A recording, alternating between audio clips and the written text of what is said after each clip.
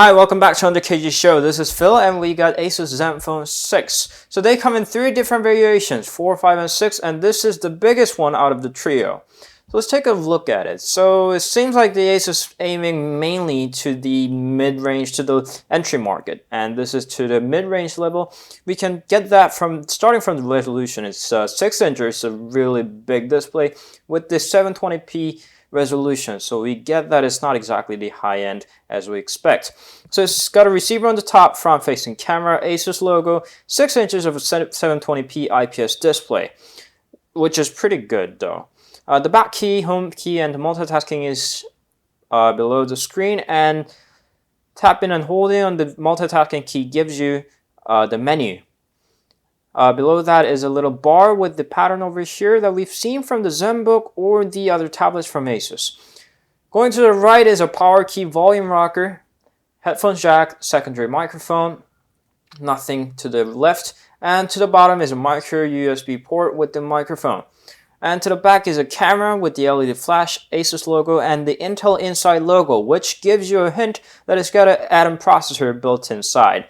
And the Zenfone logo and the speaker grill is pretty long, but it doesn't make any loud sound or anything, so don't expect too much on that.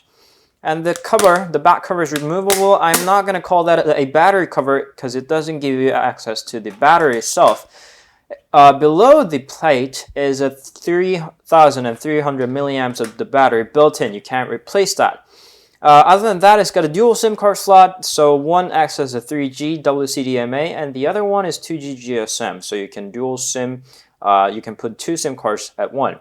And on top of that is a micro SD card expandable memory slot, so if you're not happy with the 32 gigabytes of the built-in storage, you can always swap in a micro SD card and you'll be good to go. And it comes in 2 different specs, one with the 1 gigabytes of RAM and the other with the 2 gigabytes of RAM, and this is the one with the 2 gigs of the RAM. And it's a pretty big phone. Holding it on the hand doesn't really make it look big, but comparing with the other bigger phones in the market, such as the iPhone 6 Plus over here, this one's not benched yet, goes like that, and with the Galaxy Note 4, goes like that. Or if you were expecting anything bigger than that, there's Xperia Z Ultra, which is bigger, like that. If that doesn't really give you a great image about how big that is, this is Galaxy S4, 5 inches. It's not a small phone, but here.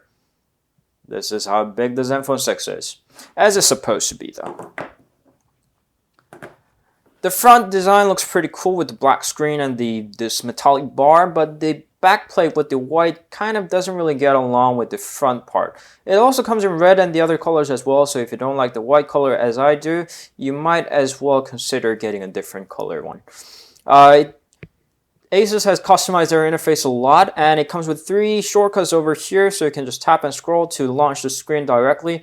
Gives you weather and to what is going to happen afterwards. It gives you schedules of the tomorrow or other facts than that.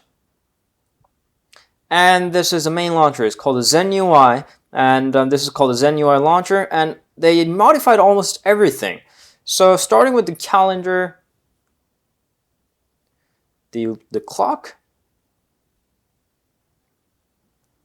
and other things. I'll do it later. This is kind of a note thing. This is like a to-do things. They modified almost everything, and they look pretty good. They adopted most of the flat design language, while they have used the kind of light colors on their scheme. It's pretty good looking. And from the notification bar, you can swipe from the left, either left for a notification, or from the right for a shortcut.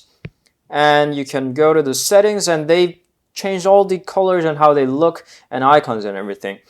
The sad thing about this is, although despite of their large influence on the software-wise, the Android version is still stuck at 4.3, which is not exactly the great news, because most of the Android devices that come out in the market right now comes with Android 4.4 KitKat, and the Android L, the codename L, is supposed to be released very soon. So although Asus is guaranteeing a KitKat upgrade very soon, it hasn't happened yet, so that's a little bummer. This is how the app drawer looks like. If you want the widgets, there's the widget locker too. It's going to take a little while. Or maybe that's a bug. Huh. So that's that. Aside from the software, the hardware, as I mentioned before, it comes with the Atom processor Z2560 running at 1.6 gigahertz. It's got a dual core. It's hyper-threading enabled, so you'll see 4 logical cores. And it comes with 32 gigabytes of storage and 2 gigabytes of RAM and 3,300 milliamps of battery, which is pretty good for this price phone. This goes around $250 around that. So this is pretty a decent specs for its price. If you're wondering about the performance of the Atom processor, we'll have the benchmark. This is on 2.2 and it runs about 23,000 on the benchmark, which is not exactly the best score that we have seen, but the Atom processor is well known for its good performance on the single-threaded jobs, so it doesn't really feel like it's getting lagged. It's nearing the score to the Google Nexus 4. That's Snapdragon S4 Pro, so you can pretty much get how fast or snappy this is. And surfing the net or other kind of basic things, it doesn't really have a problem with. And the displays is actually pretty good too. As a 6-inch 720p doesn't really seem like a bigger problem. And the build quality and overall software and the performances were pretty good. And the battery life was enough to last a day despite its big screen. Just one thing that I was disappointed at was its multimedia function, notably the camera and the sound quality. So they've been advertising this phone with the Sonic Master and the Pixel Master. Pixel Master for the camera, although it's got a nice little features like this all-looking zooming, the turbo mode, and a lot different features like that. The photo quality wasn't exactly as good as I expected, especially when they called it the Pixel Master. It wasn't anything near the Master. The photo weren't sharp enough. The photo weren't exactly lively in their colors. That was a little disappointment. And the audio too. It's even got an app called the Audio. What is that called? Audio Wizard. It gives you optimized sound for the different circumstances. It wasn't exactly as good as I wanted. The bass wasn't solid enough and the treble wasn't sharp enough. It was just kind of mumbling. I'm not exactly an audiophile, so I might not be precise, but that's how I perceive the audio quality. But the speaker is something that I can be very certain of. Although, despite its big holes right here, the big wide holes, it wasn't exactly loud. Well, to be honest, it was kind of really low in volume, especially considering the size of how big this is. The big phones doesn't exactly have to always give a big sound, loud sound, but that was a lot of disappointment. Other than that, this is pretty much a good phone for a budget price. For its price, this is a giant phone, and the display quality is pretty good, performance is pretty solid, and it was snappy, smooth, and the software wasn't really a big of a problem. But the hardware-wise, especially with the advertisement phrases like Pixel Master or the Sonic Master, it was definitely a disappointment. So if you're looking for just a budget phone that runs good with the big screen, this might be your choice. It's even got a dual SIM card, although it's lacking an LTE support. It could be a good phone for you, but if you are expecting more than that, because usually the bigger screens come with the better multimedia experiences, if you're expecting that, this guy could not exactly be your choice. But still, what can we expect more from a budget phone? They usually come with the little things missing, and this guy is too.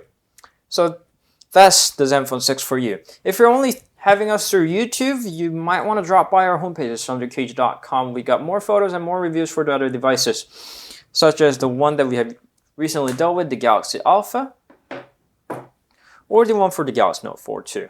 So please do drop by. We got social medias too. We got Twitter, YouTube obviously, Twitter, Facebook, Instagram, and Google+.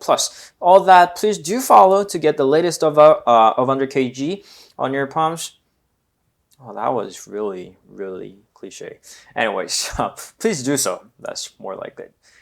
We'll come back later and we'll stay tuned for other reviews. Good ones, probably. Bye.